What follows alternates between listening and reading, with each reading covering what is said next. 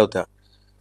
आज त्याचा एक आढावा राज्याचा उद्योग मंत्री म्हणून मी स्वतः घेतला। सगळे अधिकारी आमचे त्या ठिकाणी उपस्थित होते आणि माननीय मुख्यमंत्री महोदयांनी तिथे व्हिजिट केल्यानंतर जे काही निर्देश दिले होते त्या संदर्भात प्रधान सचिव उद्योग, प्रधान सचिव कामगार आणि प्रधान सचिव पर्यावरण अशी एक उच्चस्तरीय समिती या संदर्भात नेमण्याचा निर्णय आम्ही घेतलेला आहे।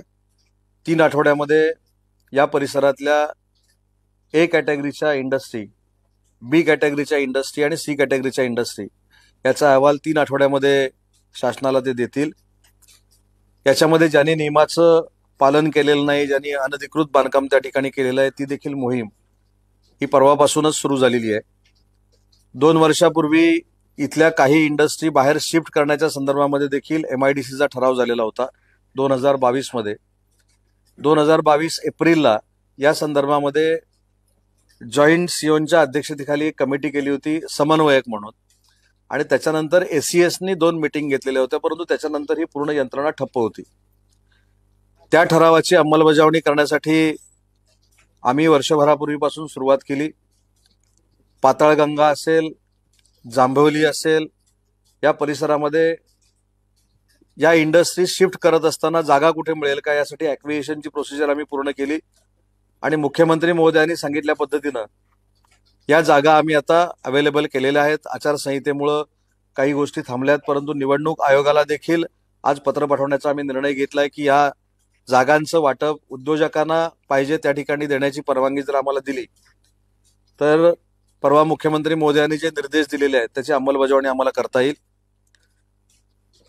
सदर ठिकाणी रहिवासी आणि वाणिज्य असं जवळजवळ 13 कोटी रुपयाचं नुकसान झालेलं आहे।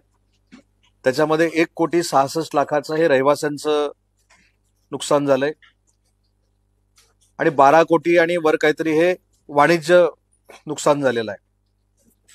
आता वाणिज्यमध्ये ज्यांचा इन्शुरन्स आहे, जे अनधिकृत आहेत, त्यांच्या संदर्भातला निर्णय काही शासनाला करता येणार नाही, परंतु नियमात असलेले वाणिज्यधारक आणि रहिवासी यांना मदत देण्याचा निर्णय देखील परवाच मुख्यमंत्री महोदयांनी जाहीर केलेला आहे। ज्यांना गंभीर दुखापत आहे, जे ऍडमिट आहेत, त्यांचा खर्च देखील शासनानं करणार हे देखील मुख्यमंत्री महोदयांनी जाहीर केलेलं आहे आणि जवळजवळ 14 कोटी रुपयाच्या आजूबाजूच्या कंपन्यांचं देखील नुकसान झालंय, परंतु त्या कंपन्यांचा इन्शुरन्सचा दावा जो आहे तो अबाधित आहे आणि इन्शुरन्स केल्याशिवाय MIDC किंवा पर्यावरण काही परवानग्या देत नसल्यामुळं त्यांना मदत करण्याची काय आवश्यकता आहे असं सध्या तरी प्रायमा फेसी काही दिसत नाही। परंतु त्याच्यावर सरकार म्हणून जर काही निर्णय घ्यायचा झाला तर ते मुख्यमंत्री आणि उपमुख्यमंत्री घेतील। ज्या इंडस्ट्री शिफ्ट करायच्या आहेत त्यांचं देखील नुकसान होणार नाही याची दक्षता शासन म्हणून आम्ही घेणार आहोत। पर्पज जर चेंज करायचे असतील तर त्यांना लागणारी फी जी आहे ती कशा पद्धतीनं माफ करायची, त्यांना बेनिफिट काय द्यायचे याच्यावर देखील चर्चा झालेली आहे, परंतु जाहीरपणानं मला आचारसंहिता असल्यामुळे ते काही सांगता येत नाहीये। पण या संदर्भामध्ये भविष्यात अशा महाराष्ट्रात ज्या ज्या ठिकाणी MIDC आहेत, जिथं केमिकल झोन आहेत आणि केमिकल झोनमध्ये नियमाचं पालन ज्यांनी केलेलं नाही, नियमाचं उल्लंघन ज्यांनी केलेलं आहे, अशा लोकांना देखील नोटिसेस देऊन सरकारच्या मदतीनं ते कसे शिफ्ट होऊ शकतात किंवा त्यांचा पर्पज कसा बदलू शकतो या संदर्भामध्ये निर्णय हा येत्या 3 आठवड्यामध्ये घेतला जाईल। आणि म्हणून सुरुवातीला जसं मी सांगितलं तर तसं प्रधान सचिव उद्योग, कामगार आणि पर्यावरण या तिघांची कमिटी करून तिथल्या उद्योजकांना कशा पद्धतीनं मदत करता येईल, कारण जेव्हा एखादी इंडस्ट्री शिफ्ट करत असताना त्यांचं जे काय नुकसान होणार आहे त्या संदर्भात कशी नवीन योजना तयार करायची 3 आठवड्यामध्ये ते देखील निर्देश दिले। तर 3 जणांची ही कमिटी यावर काम करणार आहे। त्याच्यानंतर डोंबिवलीमध्ये आपण जर गेला असाल परवाच्या प्रसंगानंतर एक लक्षात आलं की MIDCची एक हाय टेन्शन वायर खाली एक जमीन आहे आणि तिथे देखील अनधिकृत बांधकामं फार मोठ्या पद्धतीनं झालेली आहेत, तर ती देखील काढून टाकण्याचा निर्देश आज त्या बैठकीमध्ये स्वतः प्रधान सचिवांनी आणि सीओनी दिलेले आहेत। त्याची देखील अंमलबजावणी येत्या 2-3 दिवसामध्ये आम्ही सुरू करणार आहोत। ओव्हरऑल आजचा आढावा घेतल्यानंतर मृतांना जी काय मदत करायची आहे ते स्वतः मुख्यमंत्री महोदयांनी सांगितलेली आहे। दुखापत ज्यांना झालेली आहे त्यांचा खर्च देखील शासन करणार आहे. ए कॅटेगरी, बी कॅटेगरी आणि सी कॅटेगरीचं बायफर्केशन 3 जणांची ही कमिटी करणार आहे. त्याच्यावर त्यांना कशा पद्धतीनं स्कीम बनवायची हे देखील 3 आठवड्यामध्ये निर्णय होणार आहे. परंतु जो निर्देश मुख्यमंत्री महोदयांनी दिलेला होता त्याचं तंतोतंत पालन करायला अधिकाऱ्यांनी सुरुवात करावी असं बैठकीमध्ये फायनल करण्यात आलं आणि तशा पद्धतीची अंमलबजावणी करण्यात आलेली आहे.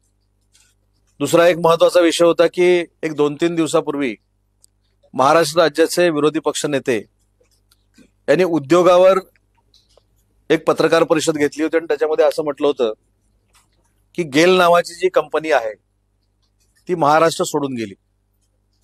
मला असं वाटतं की हा खरं तर प्रचाराचा मुद्दा केला असता तर मतात काही इकडे तिकडे फरक पडला असता.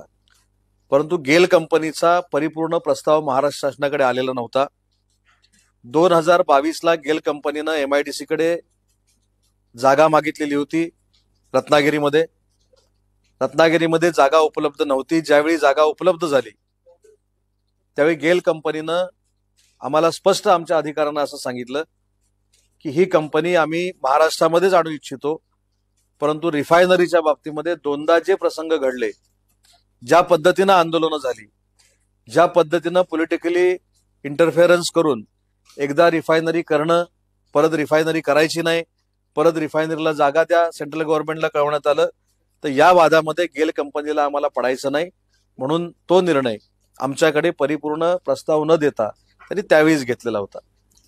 परंतु एक महत्वाची गोष्ट मला सांगायची की आम्ही एक योजना आखलेली होती गेले 6 महिने आणि ती योजना अशी होती की जिल्हा स्तरावर ज्या आपल्या स्थानिक कंपन्या आहेत त्यांना जागा द्यायची असेल किंवा त्यांना एक्सपान्शन करायचं असेल तर त्यांना देखील रेड कार्पेट असलं पाहिजे, ही भूमिका आमची होती. आणि मला सांगताना आनंद होतोय, मी कागद देखील आपल्याकडे देतो. विभागनिहाय आकडेवारी आहे. छत्रपती संभाजीनगर हा जो विभाग आहे या विभागामध्ये स्थानिक पातळीवरचे एक्सपान्शन आणि स्थानिकांनी केलेली इन्व्हेस्टमेंट ही जवळजवळ 568 कोटीची आहे. नाशिक विभागामध्ये 975 कोटीची आहे. अमरावतीमध्ये 229 कोटीची आहे. नागपूरमध्ये 159 कोटीची आहे. पुण्यामध्ये 305 कोटीची आहे आणि कोकणामध्ये 416 कोटीची आहे. नाही, 416 कोटी नाही, एकूण MOU आहेत. एकूण महाराष्ट्रामध्ये झालेले MOU जे आहेत ते 2652 आहेत. मी आकडेवारी जी सांगितली ती प्रत्येक विभागनीय MOU आहेत. आणि इन्व्हेस्टमेंट आहे छत्रपती संभाजीनगरमध्ये 10,307 कोटी, नाशिकमध्ये 21,533 कोटी, अमरावतीमध्ये 3,647 कोटी, नागपूरमध्ये 17,848 कोटी, पुण्यामध्ये 21,806 कोटी आणि कोकणमध्ये 21,539 कोटी. अशी जिल्हा स्तरावरची आचारसंहितेच्या अगोदरचा आकडा असल्यामुळे मी सांगू इच्छितो एकूण इन्व्हेस्टमेंट 96,681 कोटीची ही महाराष्ट्रामध्ये झालेली आहे. 2,652 MOU झाले जिल्हा स्तरावरचे आणि याच्यातनं 2,31,330 लोकांना रोजगार मिळणार आहे. मला असं वाटतं की स्थानिक जिल्ह्यांमध्ये झालेली इन्व्हेस्टमेंट आहे. आणि अजून एक महत्वाची जी गोष्ट आपल्याला सांगायची की माझ्याकडे मुख्यमंत्री रोजगार निर्मिती योजना ही एक योजना आहे. तर या योजनेमध्ये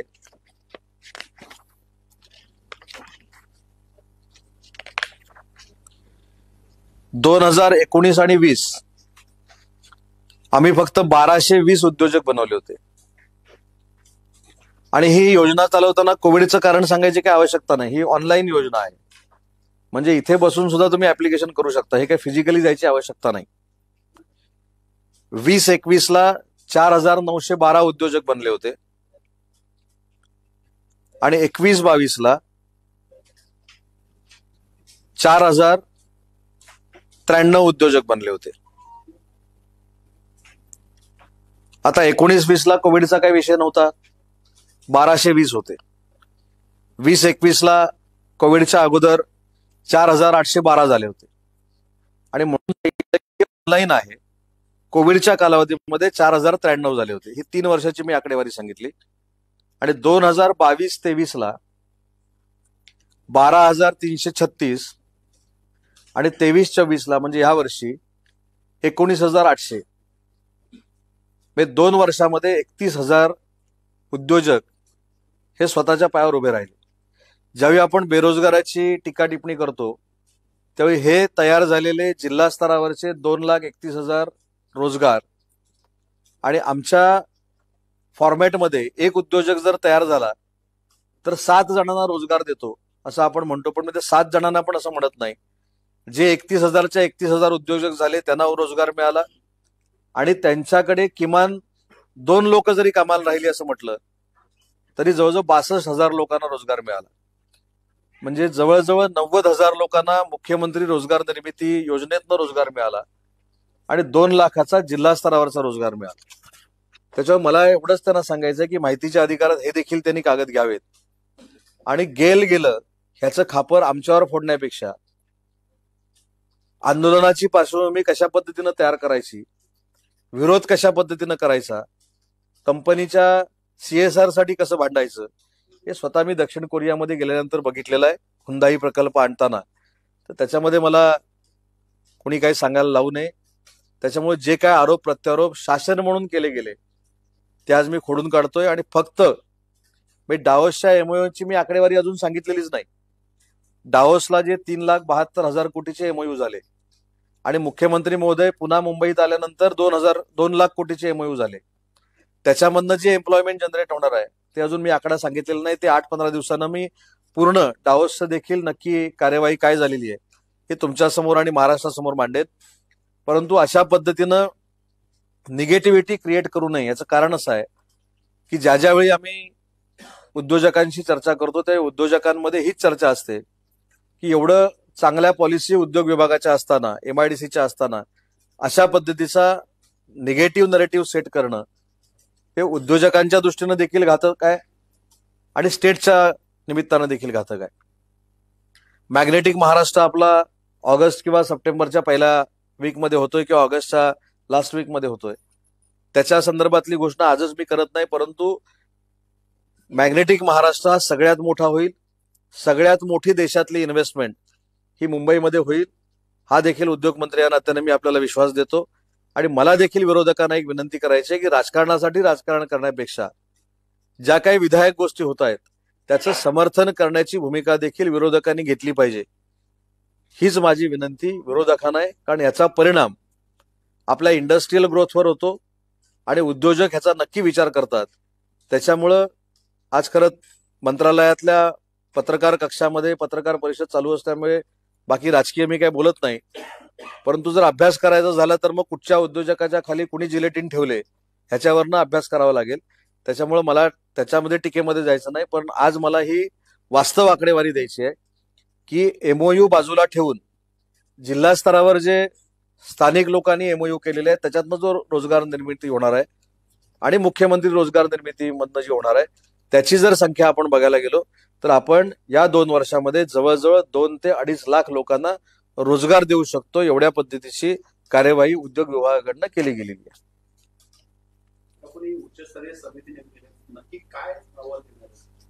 उच्चस्तरीय समिती एवढ्यासाठीच नेमलेली आहे की मगाशी मी ऑफ द रेकॉर्ड बोलताना असं सांगितलं की ज्या कंपनीमध्ये हा ब्लास्ट झाला तिथलं नक्की मटेरियल काय होतं, त्या मटेरियलची परवानगी घेतलेली होती का, त्याच्यावर जे काही गुन्हे दाखल झालेले आहेत ते योग्य आहेत का, हा तपास सेपरेटली ती कमिटी करेल. दुसरा महत्वाचा विषय की A, B आणि C कॅटेगरी आपण जी करतोय त्याच्यामध्ये मला जे आज ब्रीफ करण्यात आलं ते असं आहे की छोट्या छोट्या स्क्वेअर मीटरमध्ये ज्या कंपन्या आहेत त्या हे नियमाचं उल्लंघन करतायत का त्याचा त्याच्यामध्ये तपास होईल. मोठ्या कंपन्या आहेत त्यांनी कशा पद्धतीने नियम पाळलेत ते त्याच्यामध्ये तपास होईल. आणि ही 3 लोकांची जी उच्चस्तरीय समिती आहे ती नक्की तिथले शिफ्ट A कॅटेगरीचे कुठचे उद्योग करायचे आहेत हे फायनल करेल आणि तो प्रस्ताव MIDC कडे देईल. यासाठी ही नेमलेली समिती आहे. आणि दुसरी महत्वाची गोष्ट याच्यामध्ये आहे की उद्योजकांनी त्यावेळी घेतलेली जी जमीन होती त्याच्यानंतर कदाचित घरं झाली असतील, त्याच्या अगोदर कदाचित घरं झाली असतील, याचा विचार न करता उद्योजकांना जर पर्पज चेंज करून तिथं काही इंडस्ट्री सुरू करायची असेल त्याच्यामध्ये देखील स्कीम बनवली जाईल. आणि शिफ्ट करताना जी आम्ही जागा देणार आहोत त्याच्यामध्ये त्यांना कसा बेनिफिट देता येईल याच्यावर देखील स्कीम बनवली जाईल, जेणेकरून उद्योजकांना देखील त्यांचा लॉस बेअर करावा लागणार नाही. स्थलांतरित होण्याची आकडा अजून माझ्याकडे नाही आहे, परंतु 178 सगळे इंडस्ट्री त्या ठिकाणी आहेत, ज्याचा सर्वे ही 3 स्तरीय कमिटी करेल. त्याच्यातनं ए कॅटेगरीच्या किती बाजूला करायच्या आहेत ह्याचा आकडा समोर येईल आणि त्याच्यानंतर ही कार्यवाही सुरू होईल. परंतु याच्यासाठी कुठेही दिरंगाई होणार नाही. मुख्यमंत्री महोदयांनी दिलेले जे निर्देश आहेत त्याची अंमलबजावणी केली जाईल.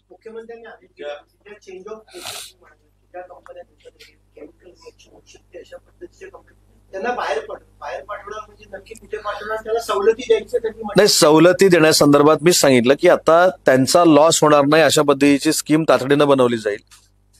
जांभवली असेल किंवा ज्या ठिकाणी लोकवस्ती नाही आणि 25 वर्षामध्ये होण्याची शक्यता नाही अशा ज्या MMR रिजन मधल्या जागा आम्ही आता शोधून काढलेल्या आहेत त्याची देखील मला यादी आहे, परंतु ती आता जाहीर करणं योग्य नाही. ती पहिले इंडस्ट्रियलिस्टना आम्ही दाखवू आणि त्याच्यानंतर त्यांना जिथं सुटेबल असेल त्यांचं एक्सपान्शन असेल स्थलांतर करून त्यासाठी आम्ही त्यांना बेनिफिट उपलब्ध करून देऊ.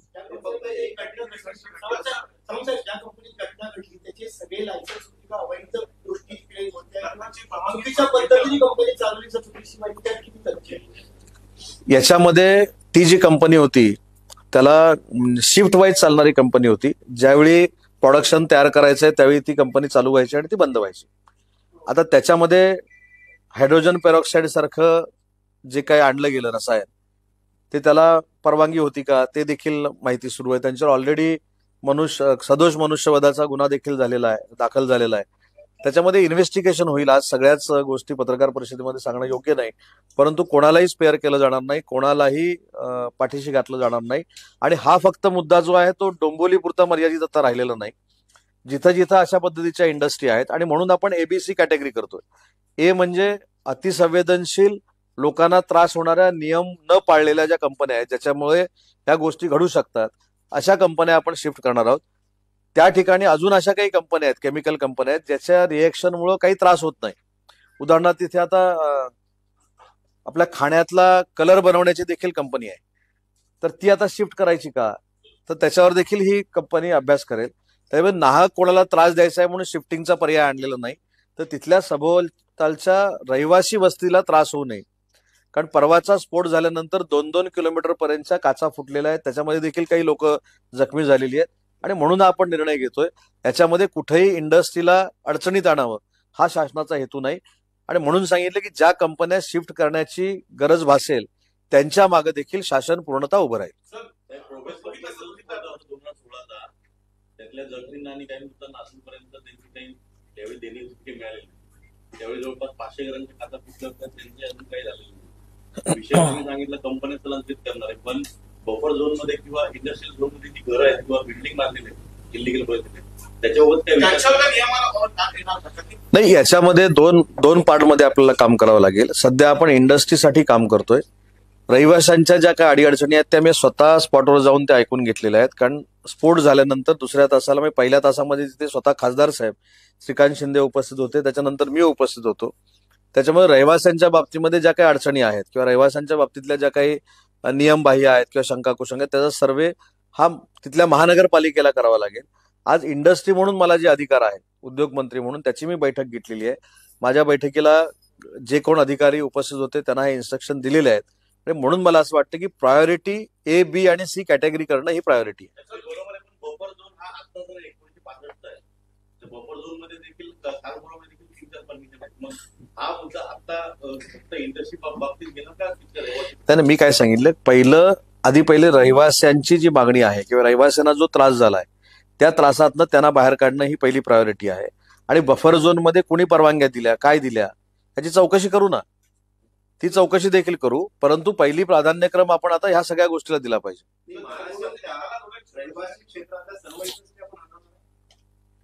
नाही, ABC कॅटेगरीमध्ये काही ठिकाणी ज्या कंपन्या आहेत, म्हणजे उद्या आता रत्नागिरीच्या लोट्यामध्ये देखील केमिकल झोन आहे, तिथे गरडा केमिकल सारखी कंपनी आहे. परंतु घरडा केमिकलची कंपनीचा तिथला सर्व्हे करत असताना आज मला त्यांनी काही नियमावली जी दाखवली, त्या सगळ्या नियमाचं काटेकोर पद्धतीनं पालन करून ती कंपनी तिथे चाललेली आणि आजपर्यंत त्या कंपनीमध्ये काही घडलेलं नाही. परंतु त्याच्या बाजूला 700 स्क्वेअर मीटरमध्ये असलेली एक कंपनी होती ज्याच्यामध्ये स्फोट झाला, त्यानंतर महाडमध्ये स्फोट झाला. तर आमच्या अधिकाऱ्यांचं म्हणणं असं आहे की पहिले नियम कुणी पाळलेत आणि कुणी पाळलेले नाहीत ह्याचा देखील अनालिसिस करणं गरजेचं आहे, नाही तर एखाद्यावर अन्याय होईल. आणि मग शिफ्ट करत असताना त्यांना आपण कशा पद्धतीनं सरकारची मदत करायची ही स्कीम आम्ही महिन्याभरामध्ये तयार करू, 3 आठवड्यामध्ये तयार करू आणि मग पुढे जाऊ. सर, नियम पाळत नाही तसं जेव्हा तो कामगार विभाग, पर्यावरण विभाग हे सगळे काम करत नाहीत अधिकारी म्हणून तुमच्या निरीक्षणामध्ये झाल्यावर त्यासाठी नवीन ठिकाणी तुम्ही शिफ्ट करणार, ते घडणार नाही. त्यासाठी अधिकाऱ्यांसाठी काही नियम नाही, डोंबिवलीची परिस्थिती आणि बाकीच्या एमआयडीसीची परिस्थिती, असा दीपकजींनी आता प्रश्न विचारला की ही परिस्थिती सगळ्याच एमआयडीसी मध्ये आहे का, तर 2-3 एमआयडीसी मध्ये हीच परिस्थिती आहे. महाराष्ट्राच्या सगळ्या एमआयडीसी मध्ये ही परिस्थिती नाही. मुद्दा त्याच्यामध्ये असा राहतो की जी केमिकल फॅक्टरी जी होती, ह्या केमिकल फॅक्टरीचं जर जमिनीचं क्षेत्रफळ बघितलं तर 730 स्क्वेअर मीटरचं आहे. तसं बघायला गेलं तर याच्यामध्ये तयार होणारं प्रॉडक्ट किंवा याच्यावर होणारं फार छोटी कंपनी आहे. ज्या काही गोष्टी मॅडम चर्चा झाल्या त्या आता सविस्तर मी सांगू शकत नाही, परंतु छोट्या कंपन्या पाळत नाहीत, मोठ्या कंपन्या पाळत नाहीत, त्याचं अनालिसिस करावं लागेल, आपल्याला बायफर्केशन करावं लागेल, त्याच्यानंतरच पुढं जावं लागेल. नाही तर काय होईल की या कंपनीमध्ये स्फोट झाला, या कंपनीमध्ये स्फोट होताना ज्याने नियमबाह्य काम करून स्फोट झाला त्याच्यामुळं आजूबाजूच्या 7 कंपन्यांना देखील त्रास झालाय. आता मी जे मगाशी उल्लेख केला की खाण्यातला कलर बनवण्याची जी कंपनी होती ती सुद्धा याच्यामध्ये डॅमेज झालेली आहे. हुंदाईची एक बाजूला शोरूम होती ती देखील जळून खाक झालेली आहे.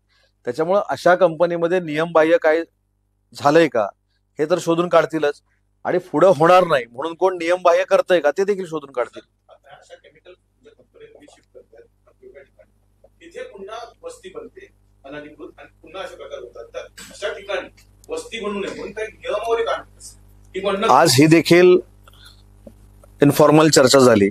आपल्याला माहिती असेल दिघी पोर्ट जिथे आहे तिथे 15,000 एकर जागा ही आम्ही अक्वायर करतोय, त्याच्यातली काही जागा ही अक्वायर केलेली आहे, तिथं कुठेही लोकवस्ती नाही. तर अशा ठिकाणी एक वेगळी टेक्नॉलॉजी वापरून सीईटीपी करून त्याचं ड्रेनेज आपण कुठं सोडणार आहोत, त्याची लेंथ किती आहे, पाईपलाईनची काय, असं सगळं अभ्यास करण्याच्या सूचना आम्ही दिलेल्या आहेत. त्याच्यावर सविस्तर आज भाष्य करणं योग्य नाही, पण अशा 5,000 किंवा 10,000 एकरवर अशा पद्धतीनं आपण हे करू शकतो का हे देखील दृष्टिक्षेपात आहे.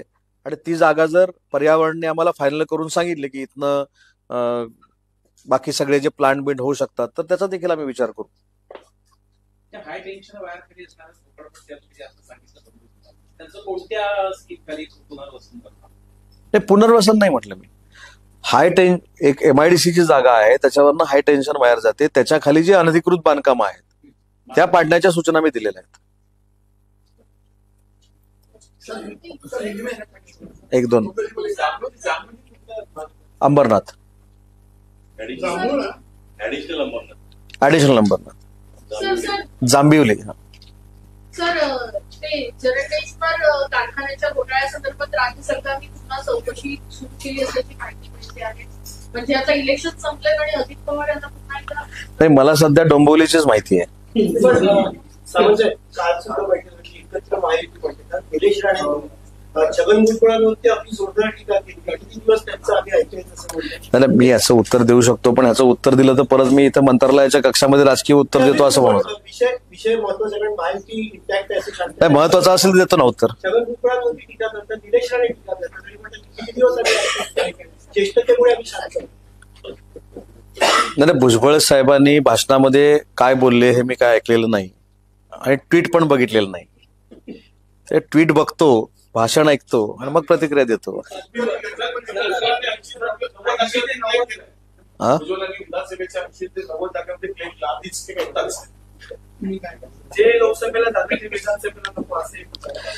प्रत्येक पक्षाला अलायन्स मधल्या जागेवर क्लेम करण्याचा अधिकार आहे. मी पहिल्या दिवसापासून आपल्याला सांगत होतो की लोकसभेला सुद्धा सन्मानपूर्वक जागा ह्या आम्हाला मिळणार आहेत, पण त्याच्यावर अनेक लोकांनी विश्वास ठेवला नाही. काही लोकांनी 7 मिळतील सांगितल्या, काही लोकांनी 8 मिळतील सांगितल्या, काही लोकांनी 9 मिळतील सांगितल्या, काही लोकांनी 11 सांगितल्या, काही लोक तर 5 पर्यंत आले होते.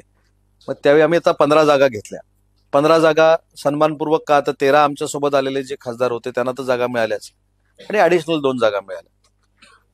भाजप आणि शिवसेना एकत्र अलायन्समध्ये असती तर अजून जागा आम्हाला जास्त मिळाल्या असत्या, पण अजितदादा राष्ट्रवादी काँग्रेस पार्टी घेऊन आमच्याबरोबर अलायन्समध्ये आले, त्यांना 4 जागा सोडाव्या लागल्या. त्याच्यामुळे ही पॉलिटिकल ऍडजस्टमेंट करावी लागते. पण आज पुन्हा एकदा सांगतो, विधानसभा 4 महिन्यानंतर आहे. तिन्ही पक्षांना महायुतीमध्ये सन्मानपूर्वकच जागा मिळतील याची पूर्ण खात्री आम्हाला आहे. सर, दामोदरांचा विषय आहे. दामोदरांचं मध्यंतरी कोर्टानं सांगितलं शिक्षण पूर्वी पत्रकार परिषद घेणार होता ती झाली, पण मुख्यमंत्र्यांची भेट मिळाली नाही तर आम्ही आंदोलन उपोषणाला बसणार असं ते तोडमार्ग केल्यानंतर प्रशांत दामलेंनी सांगितलं. नाही, याच्यावर माझी बैठक पण झाली. याच्यामधली पार्श्वभूमी सांगतो की दामोदर नाट्यगृह जे आहे या संदर्भातली प्रवीण दरेकरांनी एक लक्षवेधी विधान परिषदेमध्ये केली होती आणि मुख्यमंत्र्यांच्या निर्देशानुसार मी प्रभारी मंत्री नगरविकास असताना मी ते उत्तर दिलेलं होतं की त्यावेळी 450 सीटचं दामोदर नाट्यगृह बांधावं असं त्या ट्रस्टनं ठरवलेलं होतं. पण त्यामध्ये मी असे निर्देश दिले होते की तिथं जी मराठी मंडळं आहेत आणि दामोदर नाट्यगृह जे आहे हे आहे त्या कपॅसिटीचं बांधलं गेलं पाहिजे, ही विधानसभेमधनं मी निर्देश दिले होते. त्याच्यानंतर मी स्वतः त्या कमिटींच्या लोकांबरोबर बैठक घेतली 4 दिवसापूर्वी. दोन्ही कमिट्या कन्व्हिन्स झालेल्या आहेत.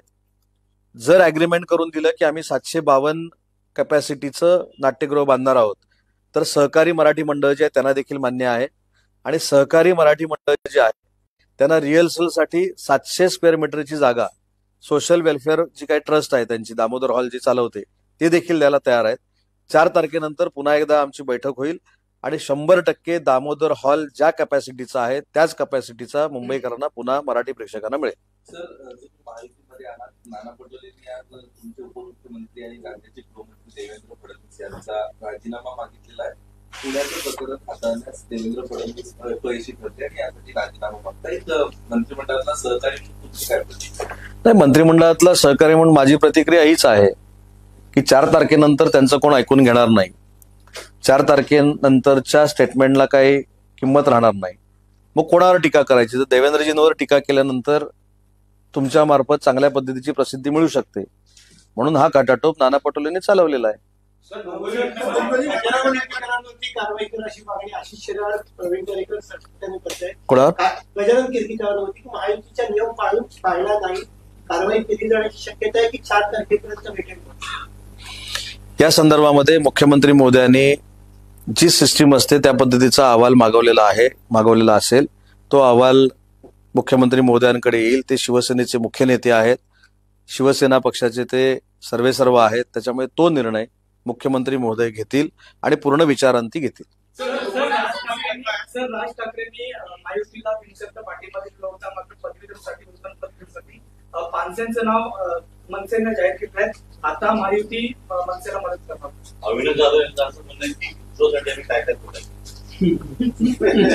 आता मनसेने पानसेंचं नाव जाहीर केलेलं आहे. आता त्याच्यावर मी कसं काय उत्तर देऊ शकतो? माझं म्हणणं असं आहे की या संदर्भात महायुतीचे सगळे नेते जे आहेत, म्हणजे एकनाथ शिंदे साहेब असतील, देवेंद्रजी असतील, अजितदादा असतील, राजसाहेब असतील, बसतील आणि योग्य तो निर्णय घेतील. त्यांनी स्पष्टपणे काल केलं की आमचा पाठिंबा फक्त मोदींसाठी होता, पुढे नव्हता. तर पानसेंनी स्वतः तर मी तेच सांगितलं ना. त्याच्या संदर्भामध्ये काल आपण जर देवेंद्रजींची जर पत्रकार परिषद बघितली असेल, त्याच्यामध्ये त्यांनी स्पष्ट सांगितलेलं आहे जे अलायन्स मधले घटक पक्ष आहेत त्यांच्याशी चर्चा करून योग्य तो मार्ग काढला जाईल. डोंबिवली घटनेमध्ये जो मृतांचा जखमीचा कुठे होते त्याला किती बाधित विषय केले होते. त्या संदर्भामध्ये मुख्यमंत्री महोदयांनी 5 लाखाची मला असं वाटतं की मुख्यमंत्री सहायता निधीतनं घोषणा केलेली आहे. त्याला काही प्रोसिजर असते, ती 7-8 दिवसामध्ये पूर्ण होईल. त्या कुटुंबियांना ते मिळतील. दुसरी महत्वाची गोष्ट जे म्हणजे ट्रीटमेंट घेत आहेत किंवा ट्रीटमेंट घेत होते त्यांचा खर्च देखील शासन करणार आहे, हे देखील मुख्यमंत्री महोदयांनी जाहीर केलेलं आहे. मग अशी आपण जे सांगितलं की मागच्या वेळी जो स्फोट झाला होता त्याच्यामुळं ती काही नुकसान भरपाई मिळाली नाही, ते किती सालामध्ये झाला होता? त्यावेळी कोण होतं उद्योगमंत्री? ठीक आहे, आता यावेळी नक्की मिळेल.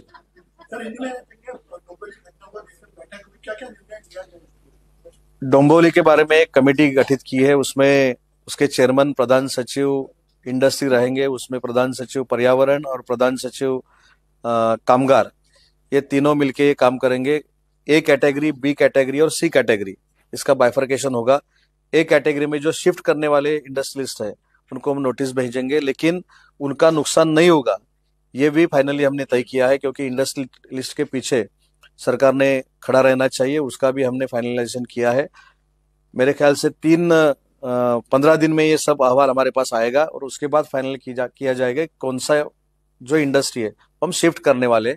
उसके लिए जो लैंड लगती है उसका भी एक्विजिशन किया गया है और वो अंबरनाथ जांभिवली जो है उधर भी है, पाताल गंगा करके MIDC है उसमें भी है।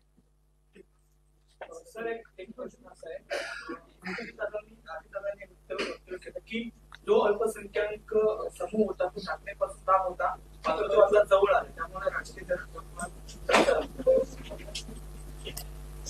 प्रत्येकाचे राजकारणातले अभ्यास आणि अनुभव वेगवेगळे असतात, त्याच्यामुळं काल अजितदादांनी राष्ट्रवादी काँग्रेस पार्टीच्या बहुतेक आमदारांच्या आणि कार्यकर्त्यांच्या समोरच्या भाषणामध्ये हे वक्तव्य केलेलं आहे। त्याच्या मागचा त्यांचा उद्देश काय होता हे त्यांनाच विचारणं गरजेचं आहे। परंतु मला असं वाटतं की लोकशाहीमध्ये जे काही लोकसभेच्या निमित्तानं घडलेलं आहे हे माझ्यापेक्षा तुम्हाला सगळ्यांना माहिती आहे। प्रचंड पद्धतीनं समाजामध्ये धर्मामध्ये जातीच्या आणि धर्माच्या भिंती उभ्या करण्याचं काम महाविकास आघाडीच्या माध्यमातून करण्यात आलेलं आहे। परंतु आमचा विकासावर विश्वास आहे। मुख्यमंत्री देवेंद्रजी आणि अजितदादांच्या नेतृत्वात महाराष्ट्रामध्ये महायुतीच्याच बाजूने कौल आपल्याला दिसेल।